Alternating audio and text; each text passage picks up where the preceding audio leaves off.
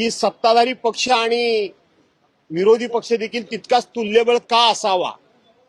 आणि जर विरोधी पक्ष हा जर तुल्यबळ नसेल तर सत्ताधारी पक्ष हा किती बेजबाबदारपणे वागू शकतो, सत्ताधारी पक्ष हा सर्वांना ग्रहित कसा चालू शकतो, त्याचं उदाहरण म्हणजे येत्या 8 तारखेला जे नागपूरमध्ये हिवाळी अधिवेशन होणार आहे हे त्याचं उत्तम उदाहरण आहे। आज कामकाज सल्लागार समितीची मीटिंग झाली, त्याच्यामध्ये नागपूरमध्ये होणाऱ्या हिवाळी अधिवेशनासंदर्भात चर्चा विनिमय झाला। मूळ आम्हाला कार्यक्रम दिला होता तो 12 डिसेंबर ते 19 डिसेंबर 8 डिसेंबर 12 नाही सॉरी 8 डिसेंबर ते 19 डिसेंबर, परंतु सुरुवातच करत असताना